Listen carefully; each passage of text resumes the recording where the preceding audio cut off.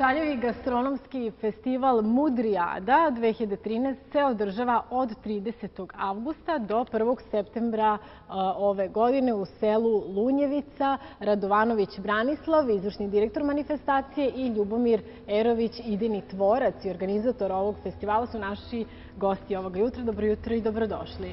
Dobro jutro. Dobro jutro.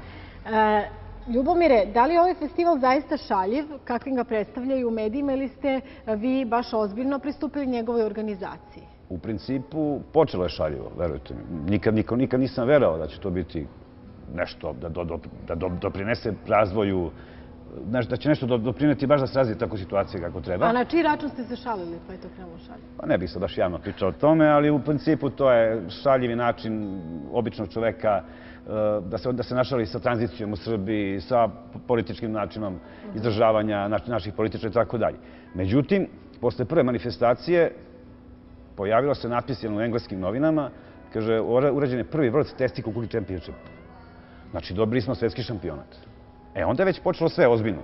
Nešto sam ja hteo da bude ozbiljno, nego što je situacija sama po sebi nalagala, da to bude baš ozbiljna situacija.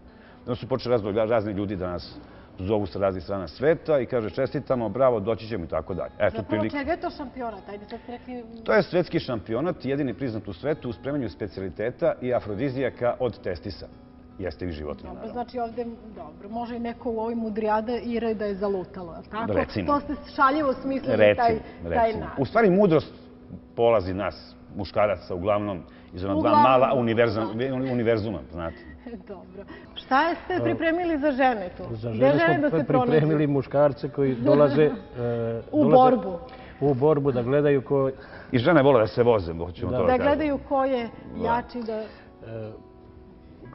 Pored svega, to će biti jedno druženje, kao svake godine, celodnevno druženje. Jasno, i za žene bi bilo zaista i na Svekidašnji lepo da vide muškarce koji kuvaju na jednom mestu. Da. To specifične stvari, je li tako? Da. Dobro. To je u stvari, ja se izvinjam, to je u stvari stara tradicionalna srpska kuhinja koju ne treba izbjegavati i nešto pogrešno misliti o tome. Znači, ništa nije bez veze i apsurdno. Znači, hrana je apsolutno normalna kao i sva druga hrana. Neko se gadi, naravno, neko ne. Ja lično... Pa dobro, u nekim krajevima sveta jedu crve, bube, svašta. Znate šta, u svakom slučaju ukusnije i bolje nego mozak pijanog majmuna ili od tih buba je to, mislim. Ajde, mi skakavce jedemo u redu, ali baš to je bez veze. Pa neka u ostalom dođu gledaoci, pa neka probaju. Ja se nadam da će dođu. A šta se najčešće sprema? Znate šta, boduje se gulaš za takmičarski deo. Onda postoji revijalni deo gde svako neku inovaciju pravi u jelu, već ne znam šta, i onda postoji, takmiči se